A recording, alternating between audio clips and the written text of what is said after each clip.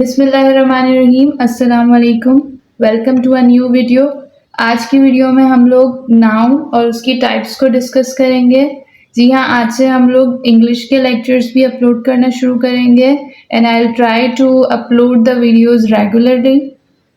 तो अब स्टार्ट करते हैं आज का टॉपिक। सबसे पहला टॉपिक है हमारा नाउन एंड इट्स टाइप्स। तो सबसे पहले हम लोग नाउन को डिस्कस कर लेते हैं कि नाउन क्या होता है। हम लोगों ने बहुत ही बेसिक से स्टार्ट करना है ताकि पूरी ग्रामर आप लोगों को सही तरीके से समझ में आए और हम लोग उसे अच्छे तरीके से कवर कर सकें। अब नाउन स्टार्ट करते हैं। तो नाउन की दो डेफिनेशंस हैं जो हम लोग पढ़ रहे हैं। एक तो जो हम लोग अपने बचपन से पढ़ते हुए आ रहे हैं और एक है मॉडर्न डेफिनेशन। तो सबसे पहले इसकी ओल्ड डेफिनेशन लिख लेते हैं। Noun is the name of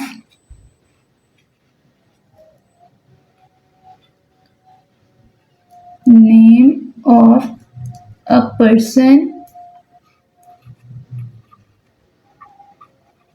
place, animal और thing।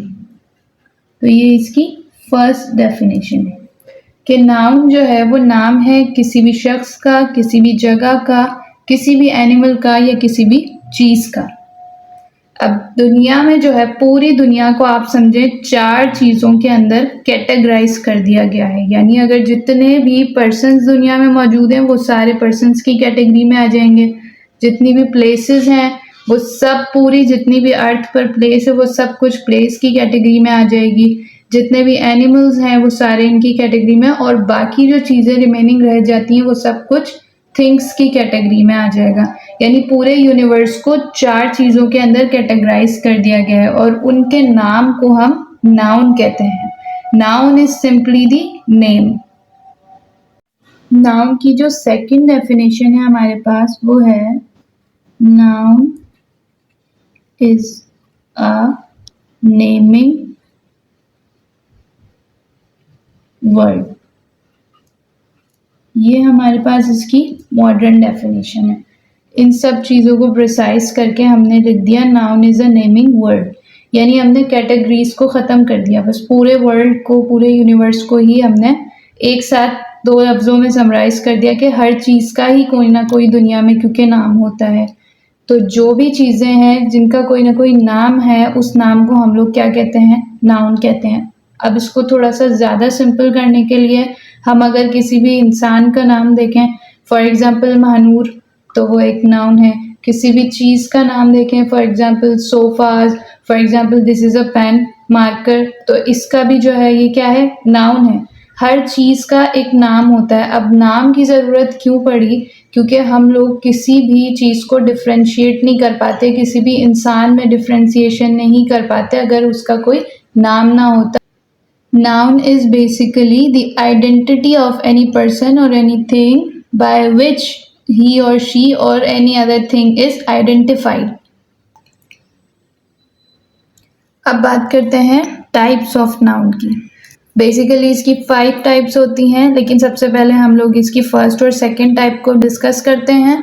सबसे पहली टाइप है कॉमन नाउन। कॉमन के वर्ड से ही हम समझ सकते हैं कि कॉमन का मतलब है कोई भी आम चीज़, किसी भी चीज़ का नाम हो, कोई भी आम शख्स हो, कोई भी आम जगह हो, तो उसे हम कॉमन नाउन में इंक्लूड करते हैं। और सेकंड है प्रॉपर नाउन। प्रॉपर नाउन कोई भी ख़ास नाम, कोई भी किसी भी चीज़ का नाम हो, किसी भी जगह का नाम हो, किसी भी शख्स का नाम हो, कुछ भी हो, अगर वो कोई ख़ास चीज़ है तो उसे हम प्रॉपर नाउन के अंदर इंक्लूड करेंगे। फॉर एग्जांपल कॉमन नाउन की एग्जांपल आएगी किंग।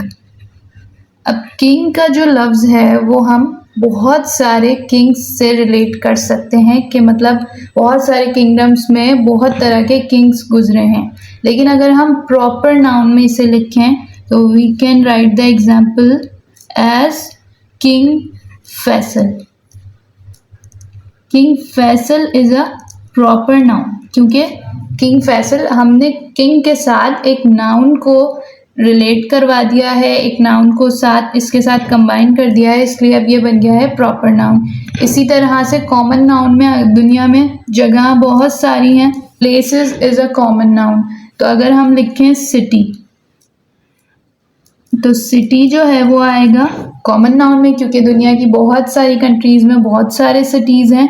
लेकिन अगर हम एक प्रॉपर नाम लिख दें कि हम कौन से सिटी की बात कर रहे हैं, फॉर एग्जाम्पल लाहौर, तो Lahore is a proper noun.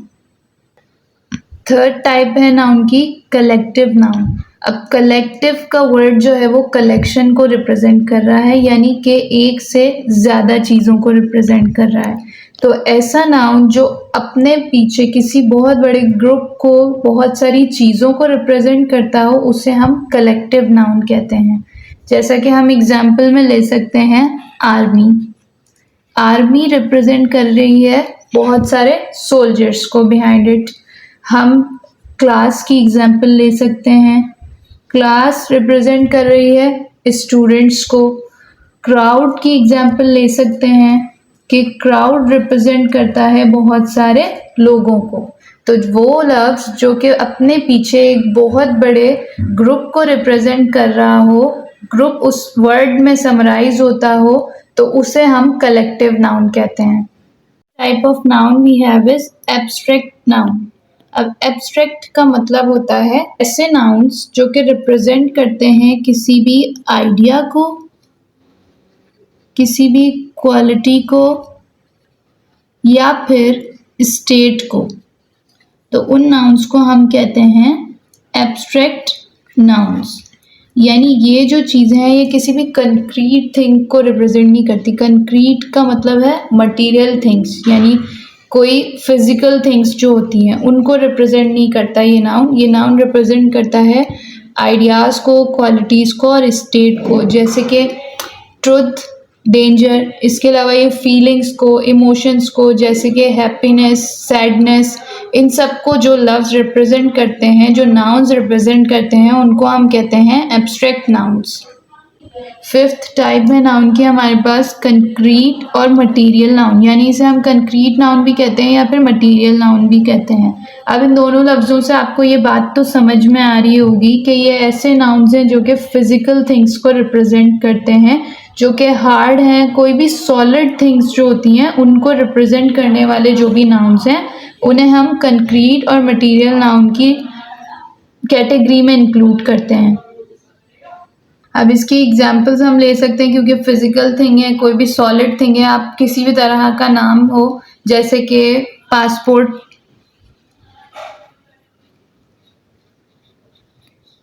या एयरपोर्ट